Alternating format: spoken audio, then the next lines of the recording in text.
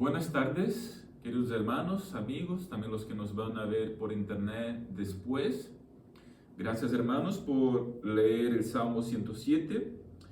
Y voy a dar una perspectiva primero del contexto histórico de este salmo. Es un salmo que usa un lenguaje general que aplica a muchas crisis. Su trasfondo principal es el post-exilio. Se cree que fue compuesto tras el retorno de los judíos de la cautividad en Babilonia. Si os dais cuenta ahí, versículos 2 y 3, el autor menciona a personas rescatadas de los 4 puntos cardinales, norte, sur, este, oeste, lo que refleja la gran dispersión del pueblo de Israel y su posterior reunión por la mano de Dios, ¿verdad? Entonces, todo indica a que sea realmente un salmo escrito, compuesto después del exilio babilónico. El salmo celebra la soberanía de Dios en la providencia. El comentarista Matthew Henry señala realmente que, aunque puede referirse a cualquier viajero o prisionero, el cumplimiento histórico primario de este salmo es el retorno de los judíos de la cautividad babilónica. Se destaca ahí la fidelidad de Dios al reunir a sus redimidos desde los 4 puntos cardinales de los 4 cantos de la tierra, cumpliendo así Dios su promesa de su pacto. Entonces, de manera general, este es el contexto histórico del salmo que estamos viendo en el día de hoy, el Salmo 107, que precisamente abre el libro 5 del Salterio, ¿no? Del libro de los Salmos. Vemos que hay 5 libros en los Salmos, ¿no? Que comprenden varios salmos, y este es el último libro, el libro 5. Y el Salmo 107 abre ese libro de número 5. ¿Cuál es el género de este salmo? Pues podríamos decir que es un salmo de acción de gracias comunitaria. Es un himno, porque los salmos son canciones, poemas. Es un himno diseñado para el culto público, donde el pueblo redimido testifica de la liberación de Dios. Entonces, es un salmo de gratitud congregacional, donde la congregación, el pueblo como un todo, puede dar gracias al Señor. Probablemente se cantaba de manera antifonal. ¿Esto qué significa? Por su estructura repetitiva, estrofas con estribillos repetidos, lo más probable es esto, que se cantara de forma alternada entre un solista o coro y luego la congregación. El solista y el coro y luego la congregación. Entre estrofas con estribillos se iba alternando, ¿no? El gran predicador Charles Spurgeon enfatiza que este salmo no es solo un poema, sino un llamado imperativo.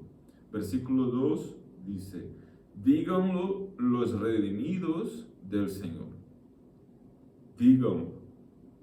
Entonces, es ahí un llamado imperativo. Es el testimonio público de la gracia irresistible y poderosa de Dios. ¿Qué vemos ahí en el trasfondo teológico de este salmo? Ya lo hemos comentado. La soberanía de Dios en la providencia. Este salmo enseña que ninguna circunstancia, sea desiertos, sea presión, sea enfermedad, sea las cuestiones de la naturaleza, nada escapa al control de Dios. Entonces aquí subrayamos que las crisis, las dificultades, incluso las tragedias que hay en el mundo, nada salen del control soberano de Dios sobre toda la tierra. Entonces, las crisis en nuestras vidas no son accidentes. Pero luego vemos ahí un otro tema, que es el tema de la misericordia de Dios o el fiel amor de Dios. Este es el eje de alguna manera central del salmo. Aparece en el estribillo y se repite 4 veces. Alaben la misericordia del Señor. El versículo 1 empieza, alabado al Señor porque Él es bueno, porque para siempre es su misericordia, para siempre es su misericordia. Versículo 8, alaben la misericordia del Señor. Versículo 15, alaben la misericordia del Señor. Versículo 21, alaben la misericordia del Señor y sus maravillas. Y versículo 31, alaben la misericordia del Señor y sus maravillas para con los hijos de los hombres. Entonces, esto es lo que conecta todo el Salmo, la misericordia de Dios, la alabanza a la misericordia de Dios. Y luego vemos aquí algo sobre la importancia de la oración, del clamor a Dios. Dios responde no por mérito humano, sino porque su pueblo clama en su angustia, y Dios es misericordioso, soberano y un Dios de providencia. Pasando al siguiente punto, ¿no? ¿Cómo podemos conectar este salmo con otros salmos o textos bíblicos, ¿no?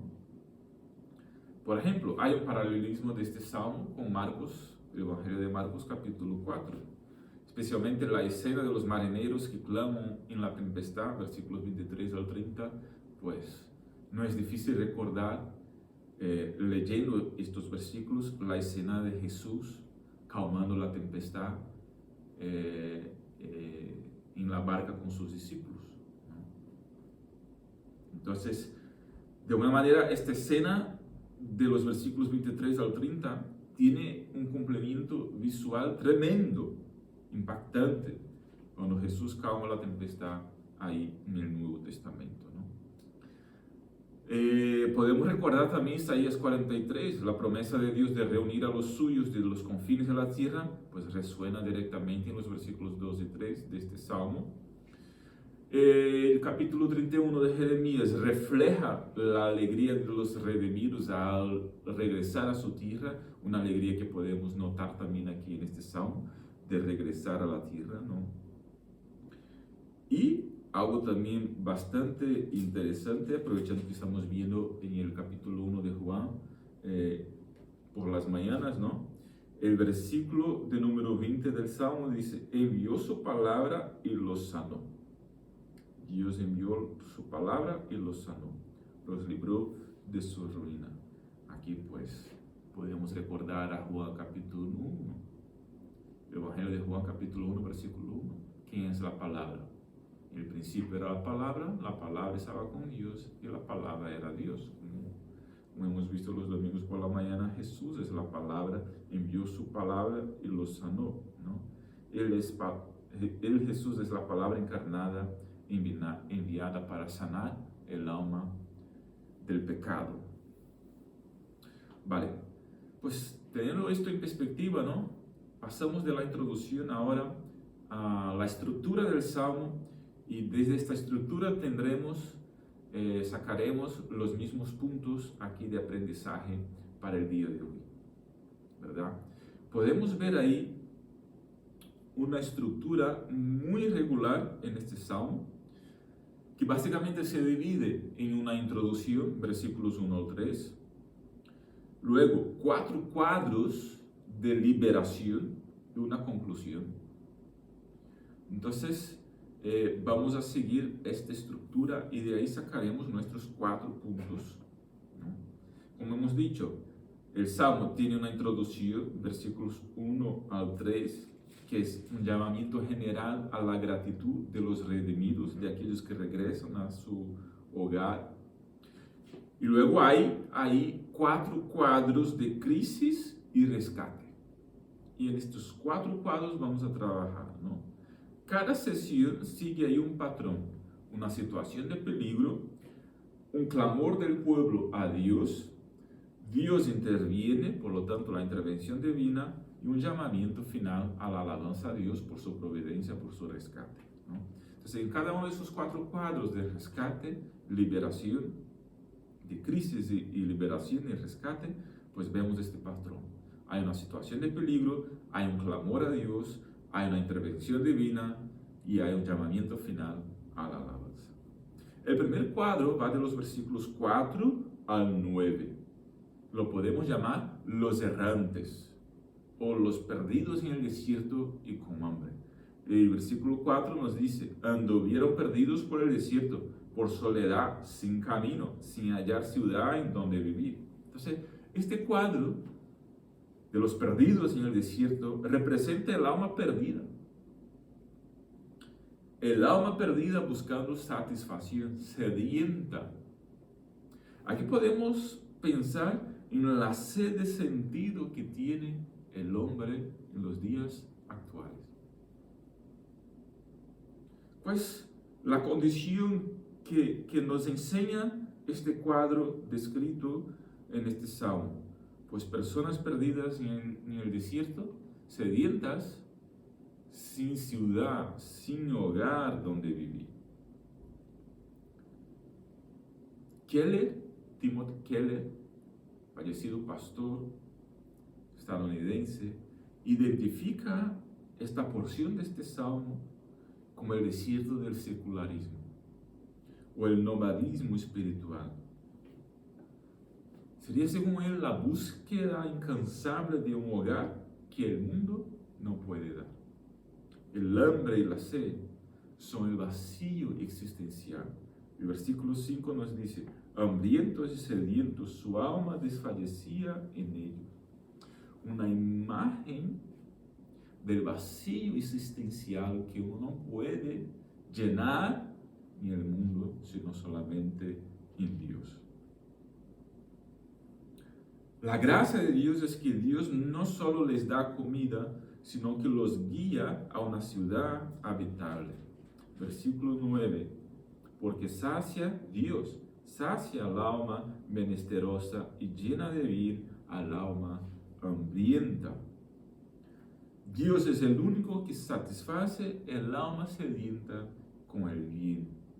Solo en la ciudad de Dios el hombre encuentra su verdadero hogar. Se puede buscar en todas partes. No se encuentra en dinero, no se encuentra en relaciones, no se encuentra en estatus o fama. La satisfacción del alma solo se puede encontrar en Dios. Nuestra alma encuentra su verdadero hogar cuando regresa a Dios. Por lo tanto, querido amigo, querido hermano, hay una búsqueda existencial, una búsqueda por contentamiento y satisfacción en el mundo, que yo diría que es una búsqueda justa, porque de alguna manera en nuestra alma, en nuestro ser, en nuestro interior, fuimos criados con este anhelo de contentamiento, de satisfacción, por eso lo buscamos. Lo que pasa es que no podemos encontrar esta satisfacción, este contentamiento, aparte de Dios. Este anhelo de nuestra alma es satisfecho cuando encontramos a Dios. Solo Dios puede satisfacer nuestra alma. El segundo cuadro que vemos en este salmo podríamos llamar el cuadro de los prisioneros. Prisioneros. Versículos 10 al 16. El versículo 10 empieza, ¿no? Algunos moraban en tinieblas y en sombra de muerte, aprisionados en aflicción y en hierros, atados en prisiones de hierro por su rebelión. Este cuadro ilustra la esclavitud espiritual que produce el pecado en nuestras vidas. La esclavitud de la rebelión a Dios. ¿Cómo vemos aquí la condición de los que están en esta situación? Están sentados en tinieblas y sombras de muerte, atados por haber sido, versículo 11, por haber sido rebeldes a las palabras del Señor. El predicador John Piper enfatiza que el pecado es, en esencia, despreciar el consejo del Altísimo, despreciar lo que dice Dios, especialmente en su palabra.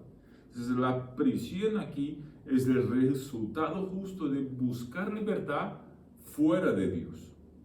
El trabajo pesado que nos indica el versículo 12 del Salmo, el trabajo pesado muestra que el pecado es un amo cruel que agota al hombre. Hay una perspectiva equivocada de que servir a Dios es dejar de hacer cosas, o convertirse a Dios es dejar o tener que dejar de hacer eso o aquello, como si seguir a Dios fuera pesado y estar en el mundo fuera ligero. Pero es una impresión equivocada, es una perspectiva equivocada. El estar en el mundo trae una carga sobre nuestra alma, y el convertirse a Dios y servir a Dios aligera nuestra alma.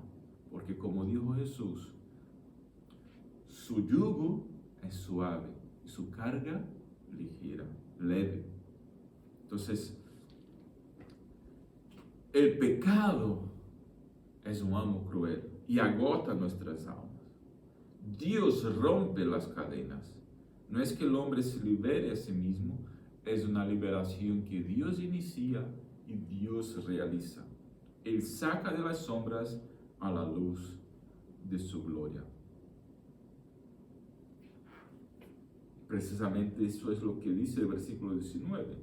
El pueblo clamó al Señor en su angustia, y el Dios los libró de sus aflicciones. La libertad que tanto anhelamos, que tanto deseamos, la ligereza en el alma que tanto anhelamos, el Señor puede darnos. El pueblo clamó en su angustia y Dios los libró. De igual manera, si hoy clamamos desde nuestra angustia, desde el pesado que está en nuestra alma, el Señor escucha y Dios es quien libera. Y esto por medio de su palabra, de su verdad. Y conoceréis la verdad, y la verdad os hará libres. La verdad de la palabra de Dios, la verdad de Cristo. Tenemos aquí ahora un tercer cuadro en este salmo. Podríamos llamar el cuadro de los enfermos, versículos 17 al 22. De hecho, el versículo 17 empieza, ¿no? Fueron afligidos los insensatos a causa del camino de su rebelión y a causa de sus maldades. Entonces, la enfermedad aquí es a raíz del pecado. Podríamos llamar incluso una enfermedad del alma. Al borde de la muerte fueron sanados por su palabra. Versículo de número 20. Envió su palabra y los sanó. Entonces, este cuadro, el tercer cuadro, muestra cómo de alguna manera el pecado afecta integralmente al hombre como un todo.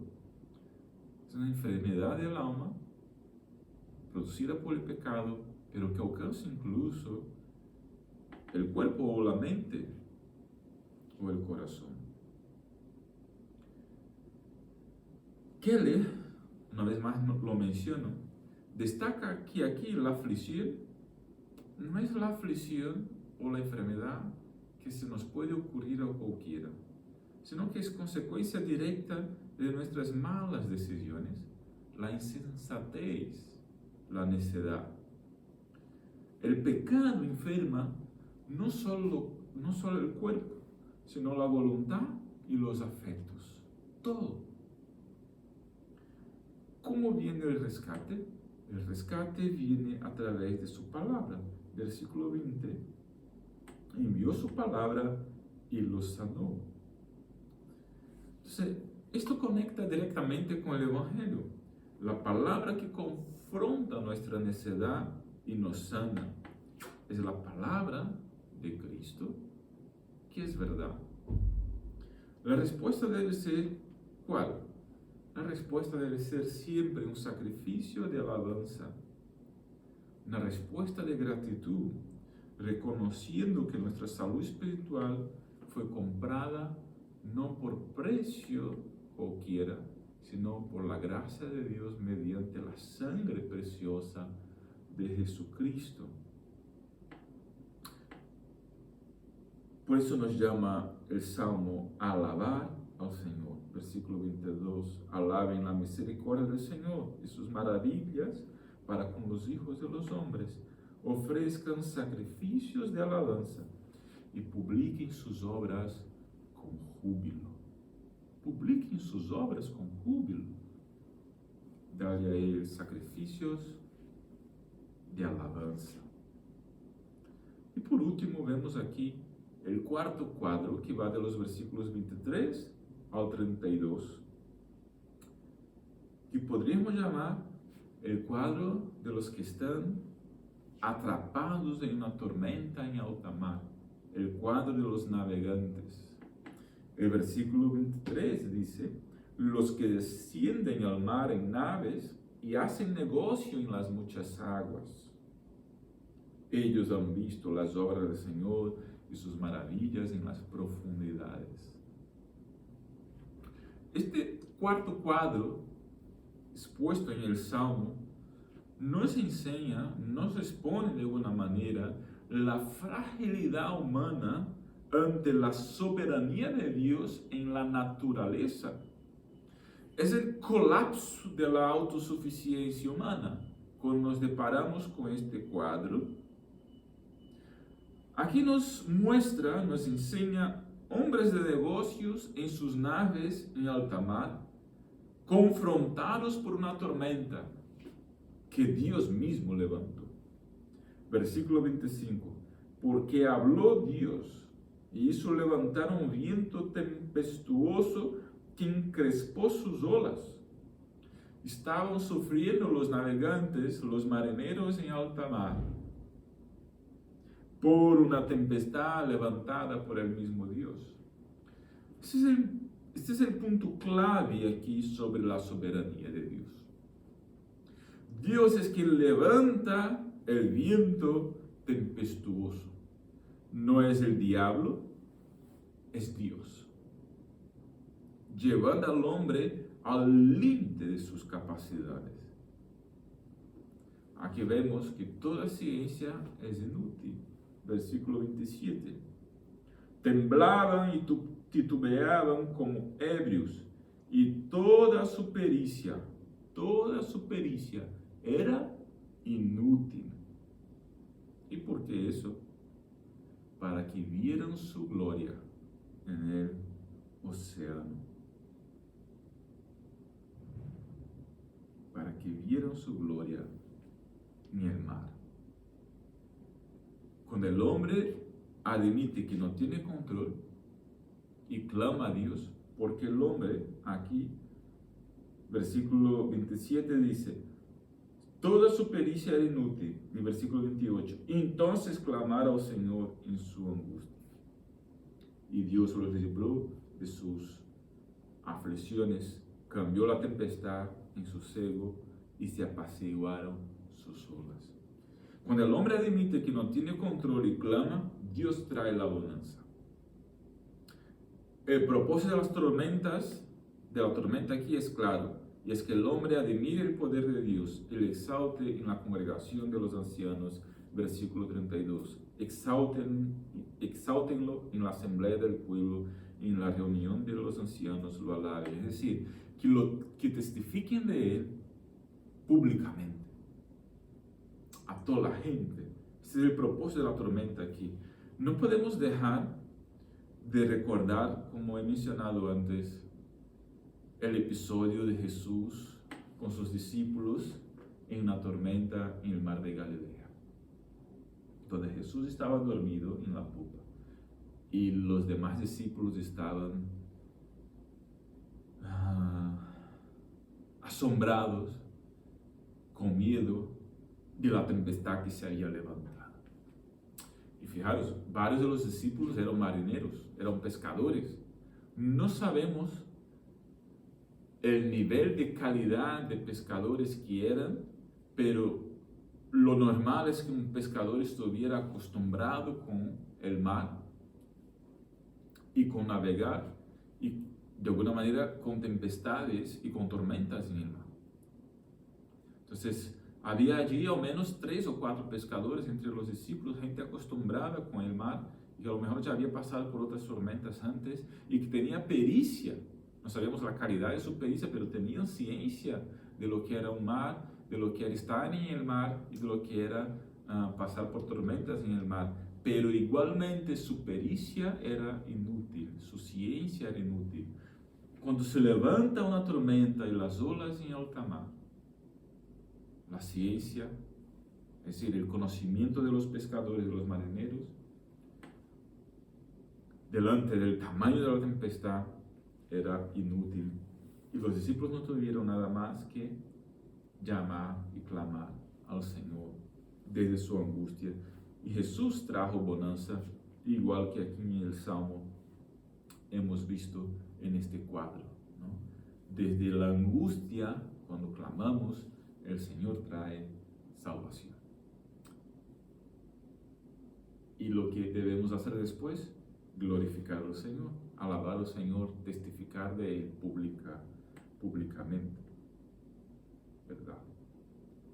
Entonces, estos son los 4 cuadros que vemos en el Salmo. Como he dicho, siempre está la crisis, siempre hay un clamor del pueblo desde su angustia, Dios interviene y la última parte, hay un llamamiento a alabar y a testificar de esta obra maravillosa de Dios. Estos son los pasos igualmente que debemos dar en el día de hoy, que pasamos por crisis, tenemos que aprender a clamar al Señor, a ver la intervención de Dios, creer, y luego estamos llamados a testificar de Él. El Salmo termina con una conclusión, un resumen de la soberanía de Dios y un llamado a los sabios a observar la misericordia de Dios, que va desde los versículos 33 al 43, ¿no? Esta estructura de ese salmo nos muestra que la miseria humana, queridos, fijaros en eso, la miseria humana es el escenario donde la misericordia de Dios brilla con más fuerza. La miseria humana, la incapacidad humana, la insuficiencia nuestra, es el escenario donde la misericordia y la gracia de Dios brilla aún con más fuerza. Dios permite el desierto, la presión, la enfermedad y la tormenta para romper con nuestra autosuficiencia y llevarnos a clamar a Él por la única ayuda que puede salvarnos. Ahora, ¿dónde vemos a Cristo aquí? Vamos a hacer un puente cristológico aquí. Cristo es el cumplimiento de cada uno de estos cuadros de alguna manera. Porque hablamos del primer cuadro, de los hambrientos y sedientos en el desierto. Cristo es el pan de vida para los hambrientos en el desierto y el agua de la vida para los sedientos en el desierto. Él tiene la satisfacción para nuestra alma, la satisfacción final. Cristo es quien rompe las cadenas de los prisioneros del pecado. Él es la verdad que nos hace libres. Como dijo Juan el Bautista, Juan capítulo 1, versículo 29. Ahí está el Cordero de Dios que quita el pecado del mundo, que libera. Jesús es el gran médico que sana nuestras iniquidades. La enfermedad de nuestras almas es sanada por el gran médico Jesucristo. Y por último, Jesús es el gran capitán de nuestra salvación que nos lleva a puerto seguro. Versículo 30 del Salmo. Luego se alegraron porque se apaciguaron y así los llevó al puerto que deseaban, al puerto seguro. Jesús es quien nos lleva al puerto seguro. ¿Dónde está el puerto seguro final? En el cielo. Jesús es el puente que nos lleva hasta Dios, hasta el cielo. vamos a terminar con una ilustración que lo voy a llamar aquí el mapa del rescate. Imagina que entramos a un museo de arte y vemos ahí 4 cuadros enormes, 4 pinturas enormes, muy grandes.